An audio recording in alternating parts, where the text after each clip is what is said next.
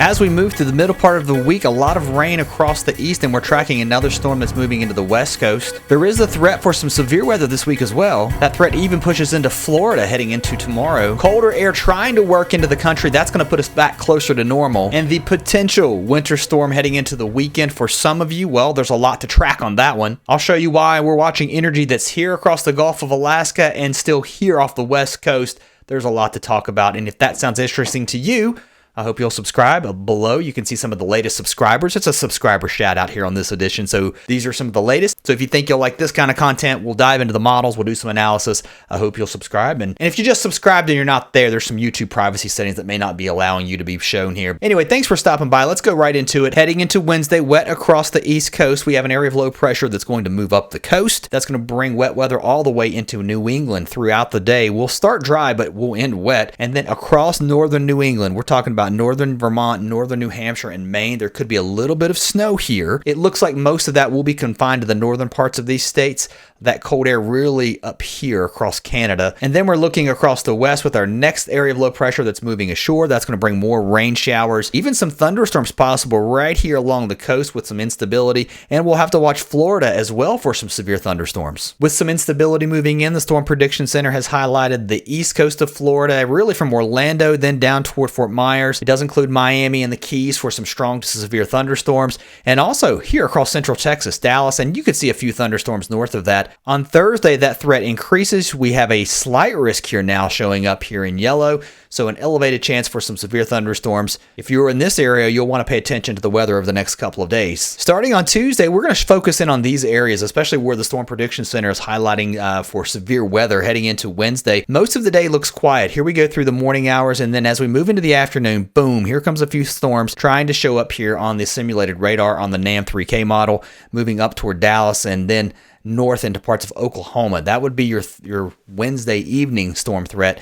And then again on Thursday, a better chance for widespread severe weather. So that's something that will need to be ironed out. These models have a hard time picking up on convection, really, especially 2 days out. With that instability moving through, you can see these cells starting to pop up here across Florida. So a couple of strong to severe thunderstorms possible heading into tomorrow. As cold air aloft moves overhead, you'll get that instability going. And then look, a lot of rain here going up into the northeast and in the mid-Atlantic. Temperatures will start to cool down some. I mean, we're not going to see a big cool down heading into Wednesday, but we're not looking at 70s up here. We're back into the 50s across Iowa and Nebraska, and then some colder air trying to work in. I say colder relative to where we've been. So instead of 60s, we're back into the 50s and 40s with some really chilly air up here across North Dakota. We're talking about lows in the teens and highs barely getting above freezing. That cold air extends east across Minnesota, even into Wisconsin and into the UP of Michigan, where we're in the 30s and 20s. South of the front, we're talking about 70s and 80s. So a nice almost summer-like feel, or at least early spring across the south. Across the east, we are starting to cool down some, but with mostly the rain here and the cloud cover, that's keeping us cool here in the mid-Atlantic. And then we start to see some cold air trying to push in here across northern parts of New England. You can kind of see that showing up here, and some of that pushes into parts of Maine as we move into Thursday and then into Friday. Now, the real cold air, it takes a little while for that to move in. That looks like it's going to be headed our way as we move through the weekend. So by Sunday, high temperatures, even into the south, knocked back into the 50s and 40s here across, say, from Chicago over to Columbus and to D.C., and then heading into Monday, looking at our high temperatures, I mean, this is cold. I mean, across New England, we're talking about highs in the 20s and 30s, even down toward New York City along the Jersey Shore. You're talking about highs struggling to get to 40. So definitely a cold Monday on the way. But look, the warm air starting to creep back in from the south and west.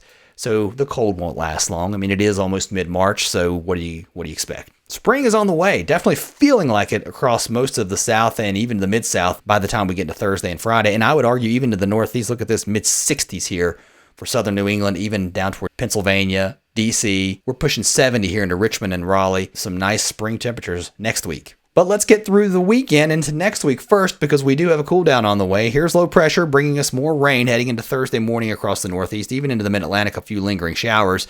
And our next system already getting organized back here across Texas. Again, that could bring some of that severe weather here as we watch a dry line move through and a front. This low pressure starts to really deepen as we get our troughing here across the west moving in. Some snow possible here across Kansas, even into parts of Denver.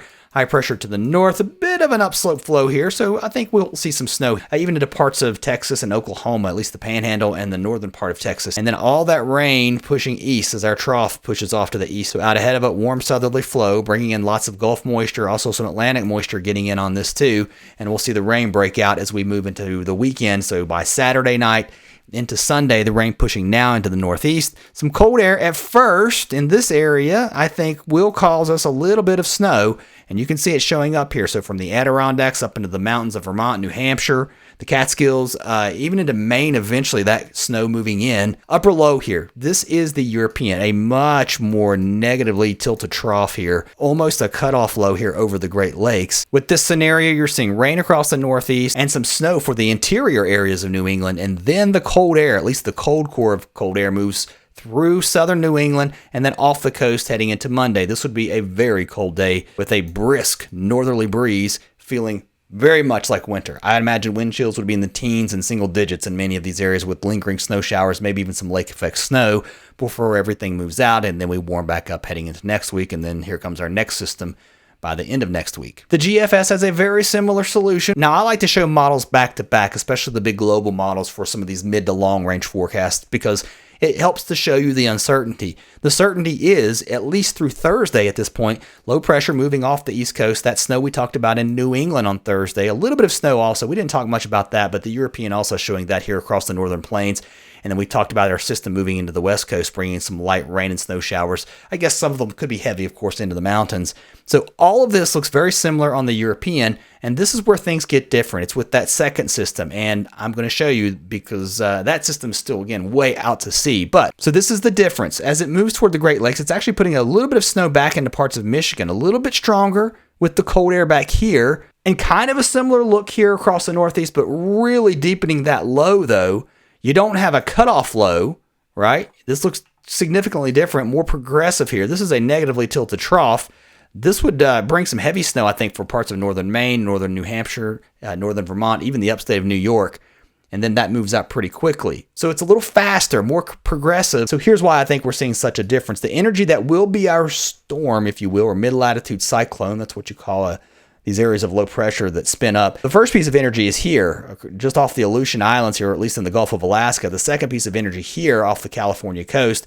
So what you're watching is this ripple, this trough here, and then this ripple of energy here. I've talked about this all winter. The problem is these pieces of energy are not being sampled at all. I mean, maybe some at the surface, but this energy is out over the ocean.